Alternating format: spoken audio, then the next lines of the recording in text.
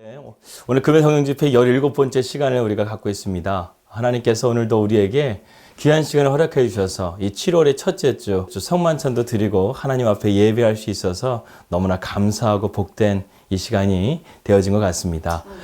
이 시간 잠깐 기도하고 우리 하나님 말씀 듣도록 하겠습니다. 하나님 아버지, 이 새로운 달 7월이 되었습니다.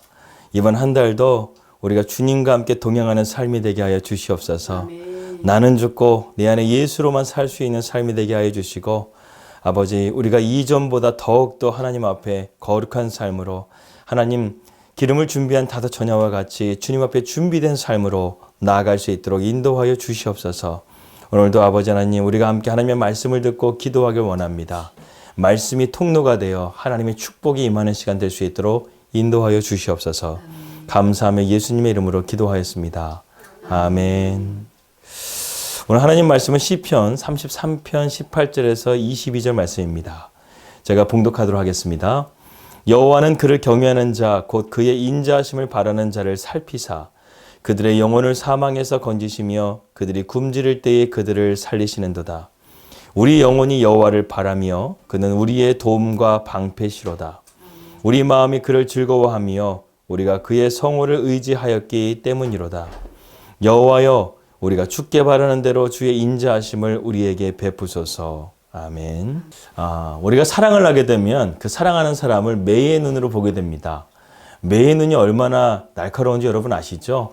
하늘에서 볼 때 정말 조그만 그런 짐승들도 이 매의 눈은 정확하게 포착해서 쏜살같이 내려와가지고 그 짐승을 잡는 것을 보게 됩니다. 마찬가지로 하나님께서 우리를 바라보실 때요, 그렇게 보신다는 거예요. 뭐 그렇다고 우리를 잡아먹겠다는 것이 아니라 하나님께서 그렇게 세심하게 우리를 섬세하게 보신다는 것을 말씀하고 있습니다.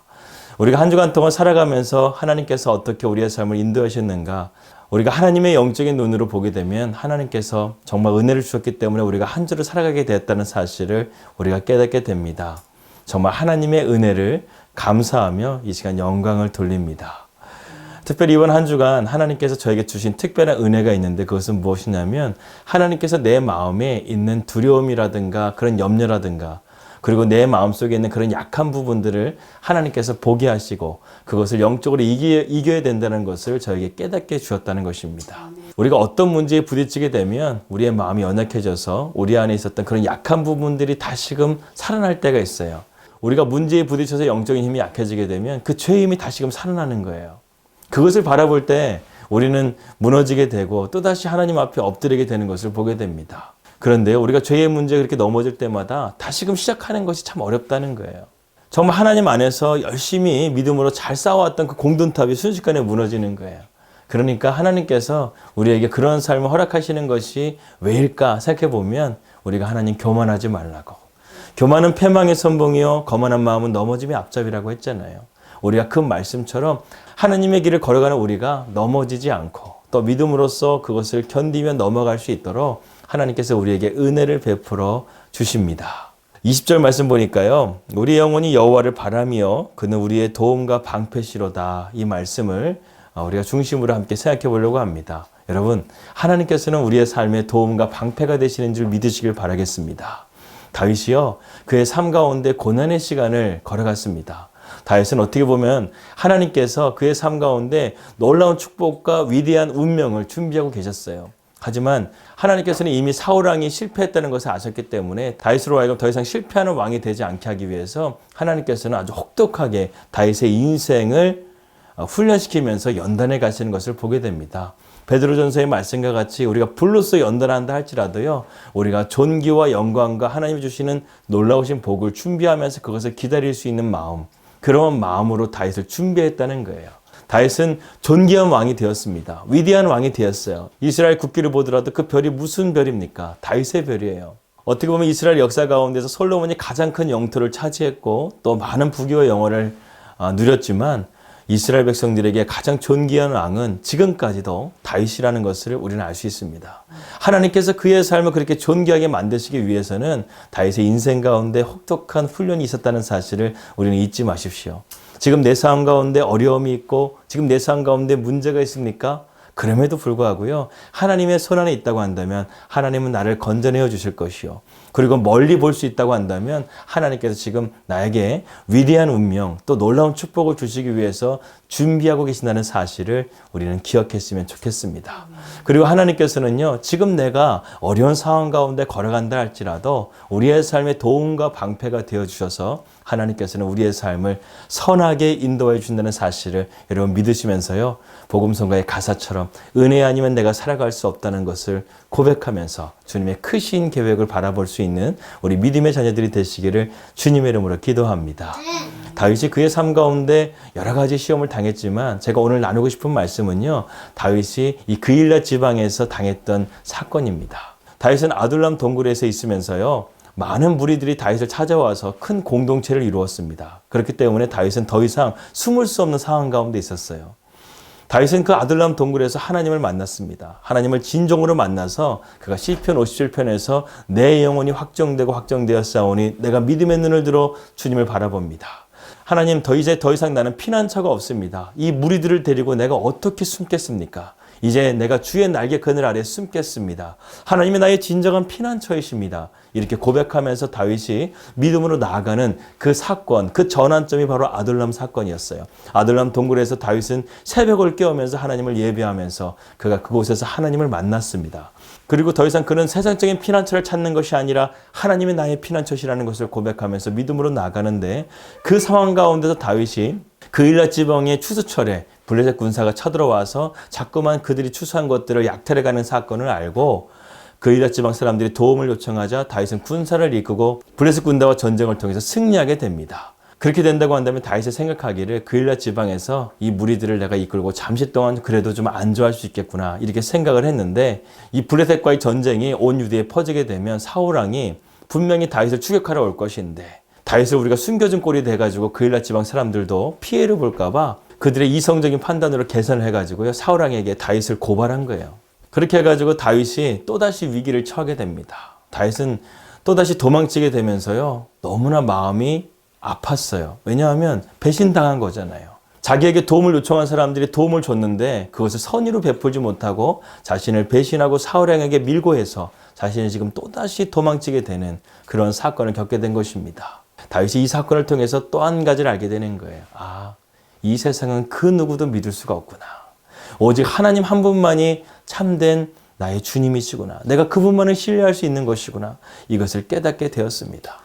다윗은 또다시 하나님 앞에 엎드리게 되는 거예요. 또다시 하나님을 나의 피난처시라는 것을 확인하게 되는 그 사건이었습니다. 우리가 신앙생활을 하면서 내 뜻대로 걸어갈 때가 있어요. 그런데 그 길을 걸어가다 보면 반드시 그런 삶 가운데 공허함과 배신과 여러 가지 문제들을 당면하게 되는 것을 보게 됩니다. 또한 사무엘상 27장의 말씀 보게 되면 다윗이 자기의 생각대로 이 그일랏 지방에서 또 십광야로 그리고 엔게디 골짜기까지 도망을 쳤는데 더 이상 그가 도망칠 곳이 없자 블레셋 가드로 가가지고 아기스 왕에게 시글락이라는 성을 받게 됩니다. 그런데 그 다윗이 블레셋 진영으로 넘어가서 사울 왕의 추격은 면하게 되었지만 그곳에서 다윗의 삶은 더욱더 비참했어요. 다윗이 블레셋 진영으로 들어감을 통해서 이스라엘이 적이 되었고, 또 그리고 블레셋 아기스의 왕에게 늘 거짓말을 해야 됐습니다. 왜냐하면 블레셋에 속한 나라가 되었기 때문에 이스라엘이 그에게는 적국인 거예요. 아기스 왕은 자꾸만 이스라엘 땅을 점령하려고 하니까 이 다윗에게 자꾸만 압박을 하는 것입니다. 누구보다 다윗은 이스라엘을 잘 알고 있잖아요. 그렇기 때문에 블레셋 군대에게 고급 정보를 줄 수 있는 그러한 첩자의 역할도 했어야 됐다는 것입니다. 그러니까 그때마다 다윗은 거짓말을 했어야 되는 거예요. 사울 왕에 쫓길 때는 거짓말도 하지 않아도 됐었고 하나님을 간절하게 찾을 수 있는 그런 자리였지만 하나님께 기름 부은 자가 거짓말까지 하게 되고, 또 그리고 자기를 따르는 2,000명에서 3,000명이 되는 무리를 먹여 살리기 위해서 주변에 있는 나라들을 약탈해야 되는데 이스라엘은 약탈하지 못하고 그 변방에 있는 아말렉이라든가 그런 야만인들을 약탈하게 되는데, 이 블레셋 아기스 왕이 다윗을 의심할까 봐 약탈하면서 여자와 아이들까지도 살육하게 되는 그런 피비린내 나는 삶을 살게 됩니다. 유다 지역에 있었을 때는 사울 왕에게 쫓기만 했었지만 블레셋 진영으로 왔었을 때는 다윗의 삶이 더욱더 비참해진 거예요. 점점 갈수록 하나님과 멀어지는 것 같은 사건을 만나게 됩니다. 그러다가 사무엘상 30장 말씀에서 드디어 가장 큰 사건을 통해서 다윗은 하나님을 다시 한번 찾고 이스라엘 지역으로 돌아오게 되는 사건이 있는데, 그것은 무엇이냐면 다윗이 시글락의 성에 있었을 때 아기스 왕이 다윗을 불러서 그가 그의 군대와 함께 잠깐 가드에 갔었을 때 시글락의 아말렉 군대가 쳐들어와서 다윗의 부하와 그의 가족들을 사로잡아 가버린 것입니다. 정말로 다윗의 인생 가운데 가장 큰 위기였어요. 심지어는 자기의 부하들까지도 그 감정을 못 이겨서 돌로 다윗을 쳐 죽이려고 했었습니다. 다윗이 그때 하나님을 붙잡았어요.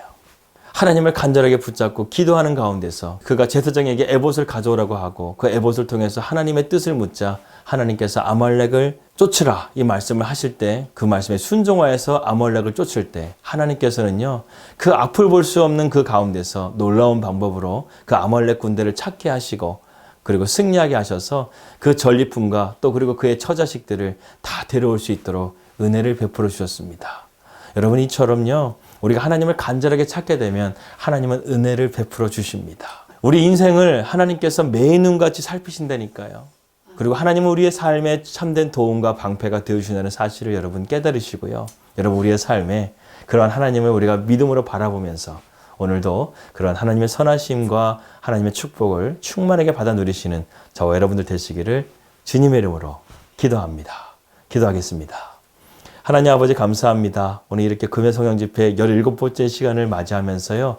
우리가 하나님의 그 은혜를 바라보면서 믿음으로 나아가는 귀한 말씀을 나누었습니다. 하나님, 우리의 삶에 진정한 하나님께서 도움과 방패가 되신다는 이 말씀을 우리가 의지하면서요. 우리의 삶 가운데 어떠한 어려움이 있던 또 마귀의 어떤 공격이 있던 우리가 믿음으로 거뜬히 이겨낼 수 있도록 하나님께서 우리에게 승리하는 믿음을 허락하여 주시옵소서. 우리가 정말로 주님의 은혜 안에서 살기 원하고 또 7월 한 달도 아버지 주님의 은혜 안에서 동행할 수 있도록 인도하여 주시옵소서. 우리 사랑하는 가족들 이곳 뉴질랜드에서 하나님의 비전과 꿈을 바라보면서 나가고 있습니다. 하나님께서 모든 것들을 공급하여 주시고 채워주시고 또 그리고 하나님의 은혜 가운데서 우리가 이곳에서 하나님의 놀라우신 비전의 사역들을 이루어갈 수 있도록 하나님 우리가 더욱더 깨끗한 그릇이 되게 하시고 거룩한 그릇이 되게 하시고 하나님 한 분만을 바랄 수 있는 믿음의 그 순결함으로 나아갈 수 있도록 인도하여 주시옵소서. 감사하며 예수님의 이름으로 기도하였습니다. 아멘.